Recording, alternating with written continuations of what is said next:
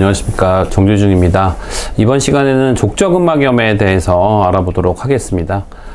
발바닥에 통증이 있는 환자분들이 꽤 많으신데요, 그 중에서 많은 수를 차지하고 아마 제일 많다고 얘기할 수 있는 게 족저근막염입니다. 그래서 이번 시간에는 족저근막염에 대해서 알아볼 텐데요, 말 그대로 발바닥에 이제 발 아치를 만들어주는 발바닥에 족저근막이 있게 되는데요, 여기에 염증이 생기는 게 족저근막염입니다.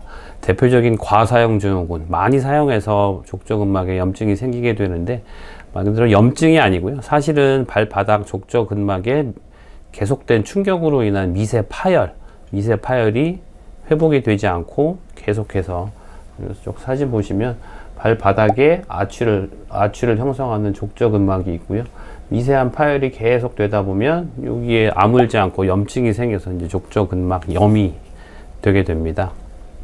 그래서 과사용 증후군이기 때문에 너무 많이 사용해서 발생을 하게 되고요, 거꾸로 얘기하면 우리 몸은 치유하는 능력이 있기 때문에 사용하지 않고 쉬면 그냥 뭐 어떻게 보면 저절로 낫게 되는 그런 병이 되게 됩니다. 이것도 힘줄의 하나이기 때문에 보통은 제가 환자들한테 뭐 농담 삼아 얘기를 합니다만, 걷지도 말고 쓰지도 말고 6주만 가만히 앉아 계시면 요건 다 낫습니다 라고 얘기를 하게 되는데, 아무래도 우리 몸에서 사용이 제일 많은 발이기 때문에 그렇게 쉴 수는 없기 때문에 가능하면 오랜 기간 발을 쓰지 않고 아끼고 꼭 필요한 일 외에는 특별한 운동을 따로 하지 않는 게 제일 좋은 치료법입니다.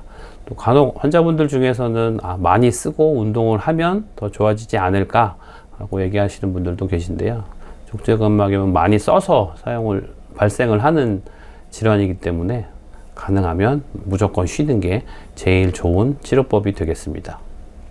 그리고 이제 족저근막염의 특징적인 증상은요, 족저근막이 발바닥에 전체적으로 퍼져 있게 되겠지만 제일 많은 부분은 발 뒤꿈치가 아프게 되는 거고요, 한 10% 정도는 발 앞쪽에 아픈 경우도 있겠습니다. 하지만 대부분은 발 뒤꿈치 쪽, 약간 안쪽이 아프게 되는 거고, 또 가장 특징적인 증상 중에 하나죠.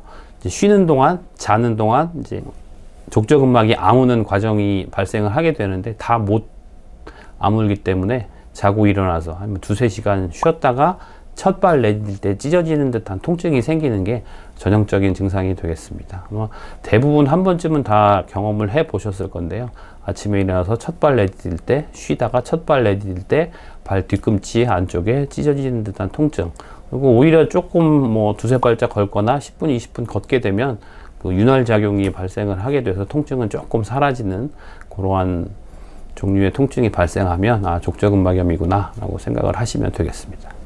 족저근막염이 발생을 하게 되면 이제 치료가 중요한데요, 대부분 제일 걱정하시는 게 나 발 뒤꿈치 아픈 거 평생 가면 어떡하나 라고 생각을 하시게 되는데, 대부분 그런 경우는 별로 없고요, 아까도 말씀드렸지만 아무것도 하지 않으면, 약도 안 먹어도 되고 치료 안 해도 발을 땅에 디디지 않으면 6주면 다 낫게 되는데, 그렇지는 않고 평균 3, 4개월 정도의 치료 기간이 소요가 되고요, 본인이 얼마나 잘 치료를 하는지에 따라서 기간이 단축될 수도, 오히려 더 늘어날 수도 있게 되겠고, 이게 만성으로 돼서 염증이 더 심해지면 하필 요 족저근막에 여기 염증이 생기는데 요 옆으로 신경과 혈관이 지나가게 됩니다. 그래서 그 염증이 더 커져서 그 신경을 자극하게 되면 발바닥이 쩌릿쩌릿하고 화끈화끈하게 되는 그런 신경 증상까지 동반되는 그러한 병으로 진행을 하게 되겠습니다.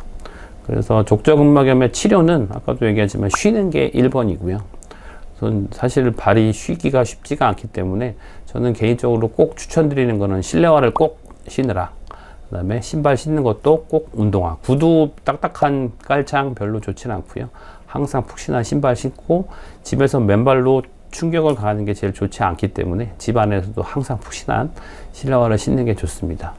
그리고 발바닥 족저근막 마사지, 그리고 족저근막 스트레칭, 이런 거로 치료를 하게 되는데요, 족저근막 마사지와 족저근막 스트레칭 하는 법을 시범을 보여드리도록 하겠습니다.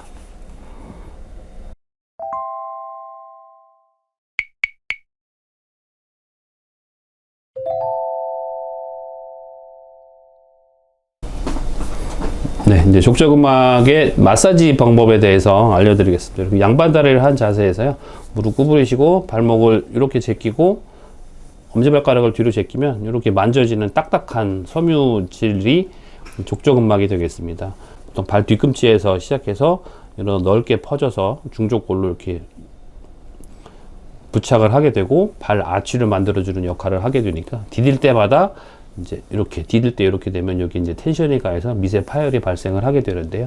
항상 엄지발가락을 이렇게 제껴서 만지시고 이런 식으로 마사지를 해주시면 되겠습니다. 일단 뭐 맨솔에다나 소염제 발라서 마사지를 해주셔도 되고요. 보습제나 그냥 얼굴에 바르는 로션 아니면 그냥 하셔도 위에서 아래쪽으로 이렇게 족저근막 마사지를 해주시면 되겠습니다.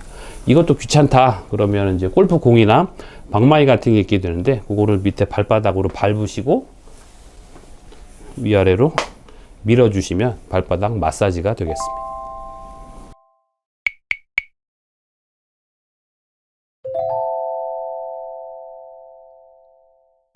네, 지금부터는 그 족저근막염 스트레칭에 대해서 알아보도록 하겠습니다. 이렇게 벽을 잡고 양손으로 어깨 넓이로 발리 벌리신 다음에 한쪽 발을 뒤쪽으로 살짝 뺍니다.